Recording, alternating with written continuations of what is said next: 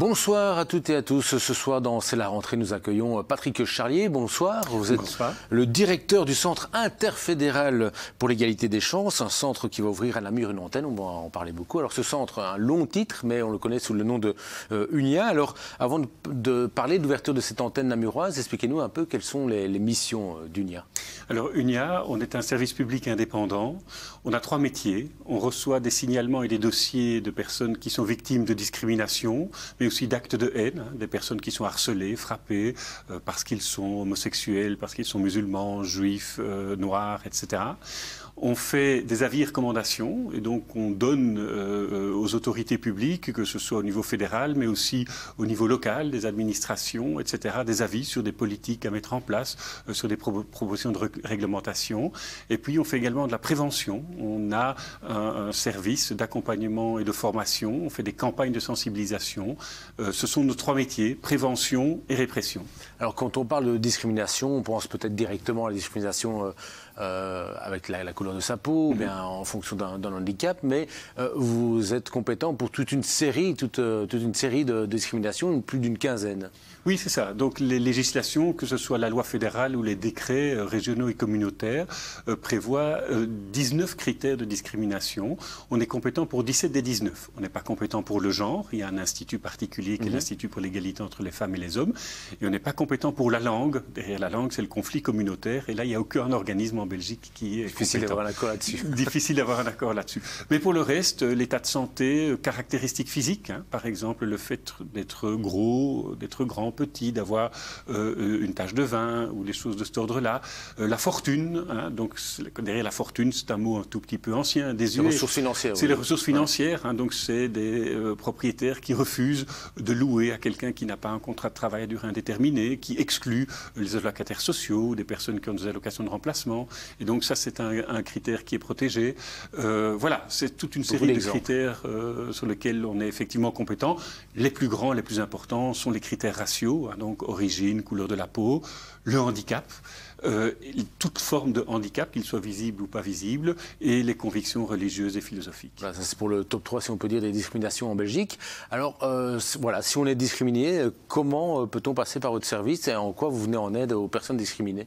Et donc, en fait, on a un service, une équipe à la fois à Bruxelles, mais aussi aujourd'hui de manière décentralisée, des collègues qui travaillent et qui reçoivent des signalements individuels. Et donc, on traite le dossier.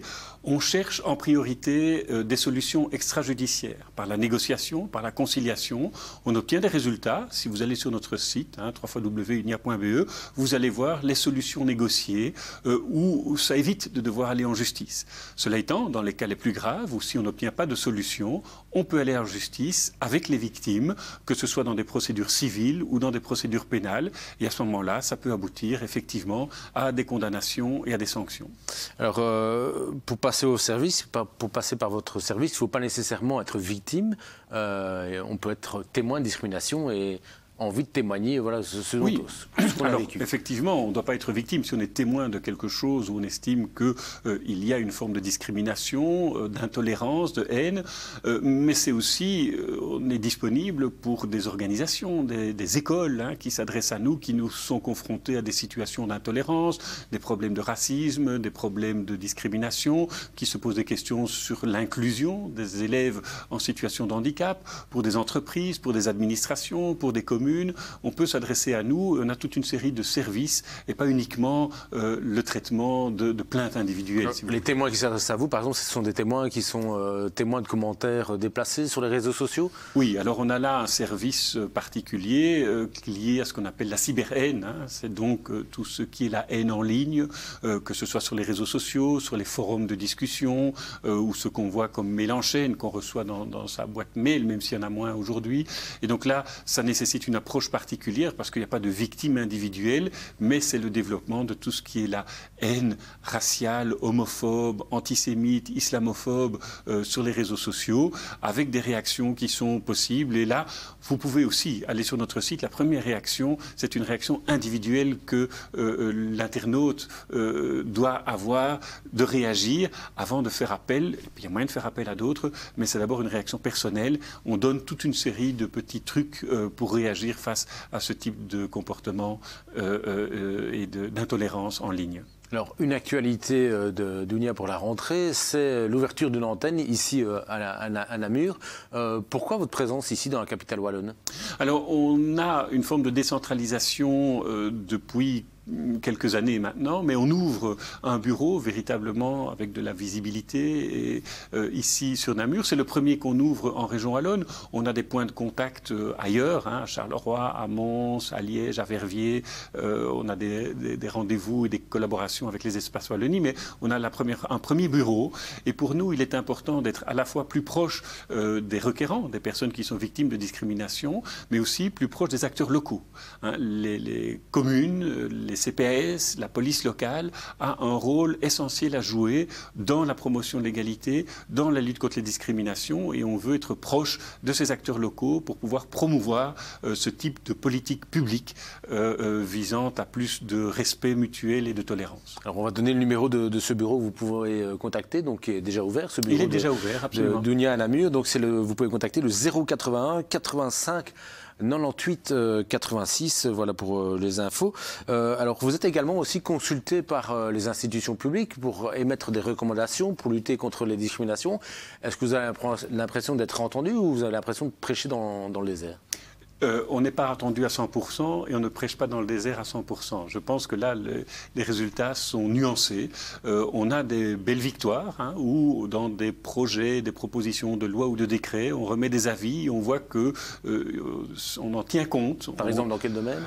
Par exemple, en matière d'action positive. Donc, il y a une nouvelle législation qui permet à des entreprises de mener des actions positives vers des groupes cibles dont le retard est manifeste. Personnes en situation de handicap, personnes d'origine étrangère, etc., de pouvoir mettre en place ça. C'est un dispositif que nous réclamons depuis longtemps et qui aujourd'hui est possible.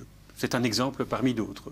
Mais c'est aussi, de manière plus proche, suivre des CPS. On a eu un gros travail avec un CPS en Flandre qui a décidé de réfléchir à sa politique de diversité.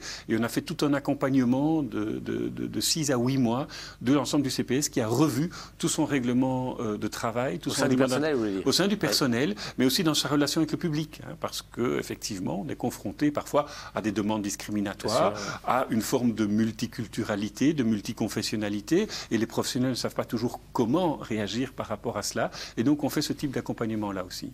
Vous parlez de défaites, voilà, des choses que vous aimeriez bien voir dans la législation qui n'est pas passée. Un exemple concret? Alors, un exemple concret, notre plus ancienne recommandation, c'est l'adoption d'un plan interfédéral de lutte contre le racisme. La Belgique a joué un rôle central à la conférence mondiale contre le racisme à Durban en 2001. Et alors que d'autres pays voisins, la France, les Pays-Bas, l'Allemagne, adoptaient un plan, nous n'en avons toujours pas. Et donc j'en profite pour retaper sur ce clou-là. Nous avons besoin d'un plan de lutte contre le racisme. Alors, un secteur dans lequel il y a beaucoup de discrimination aussi, on en parlait un peu tout à l'heure, il y a la discrimination sur les revenus financiers, les ressources financières, oui. C'est le logement. Oui, absolument. Et donc là, on voit effectivement qu'il y a beaucoup de préjugés, de représentations stéréotypées vis-à-vis de certains groupes. Alors, il est totalement légitime pour un propriétaire de s'assurer de deux choses. D'une part, que le candidat locataire est solvable. Et donc de voir s'il a des revenus suffisants pour le logement en question. Et deux, qu'il va bien l'entretenir. Ça, c'est les deux demandes légitimes. Ce qui devient de la discrimination, c'est a priori d'exclure un groupe sans faire un examen individuel du candidat en question et de dire je refuse tous les allocataires sociaux, je refuse tous les chômeurs, je refuse tous ceux qui ont un contrat de travail à durée déterminée, je refuse tous les pensionnés. Là, on est dans la discrimination quand on refuse un groupe en général sans examiner la situation individuelle d'un candidat locataire. Donc un cas précis, imaginons, voilà, il y a une annonce en disant voilà, moi je ne veux pas de personnes qui n'ont pas un contrat de durée indéterminée, gage de revenus sûrs. Si le locataire, enfin celui qui souhaite acquérir le logement, passe devant les tribunaux, là, que risque le propriétaire? Alors, on a eu un cas ici à Namur, justement, où le tribunal de Namur a sanctionné ce type de discrimination, où l'exigence d'un contrat de travail à durée indéterminée a été considérée comme discriminatoire. La loi prévoit des dommages et intérêts forfaitaires de 1 300 €. Donc 1 300 €, mais en tout cas, le locataire, on ne peut pas forcer un propriétaire à On ne peut jamais forcer à signer un contrat. On va parler de dommages et intérêts, hein, on va réparer le dommage, mais on ne peut pas obliger quelqu'un à signer un contrat, que ce soit en matière de logement, mais c'est la même chose en matière d'emploi. Alors c'est la rentrée scolaire, on va parler un peu de l'enseignement. Là aussi, il y a des discriminations, vous êtes souvent interpellé par des parents notamment? On est régulièrement interpellé, alors on a un gros dossier lié à la question de l'enseignement inclusif et donc de la participation des élèves et des enfants en situation de handicap. Nous venons de sortir un rapport qui se trouve sur notre site avec toute une série d'exemples en Belgique, mais aussi à l'étranger, d'inclusion d'élèves en situation de handicap. La Belgique score assez mal de ce point de vue-là par rapport à la participation des enfants en situation de handicap. On a l'enseignement spécialisé, il y a l'enseignement en insertion, mais on n'est pas encore dans l'inclusion. Il y a un gros travail qui est à faire, tant au niveau de la Fédération Wallonie-Bruxelles qu'au niveau de l'enseignement en Flandre. Et donc concrètement, c'est quoi? C'est une école qui refuse de faire des aménagements pour une personne à mobilité réduite ou des choses comme ça? C'est effectivement le refuser, estimer qu'il n'y a pas la place.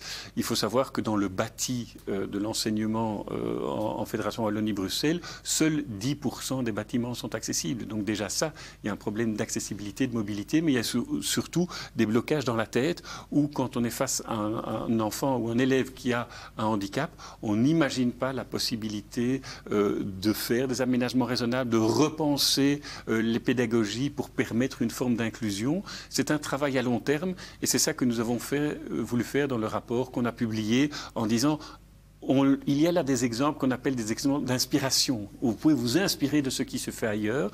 Et il y a des exemples en Belgique.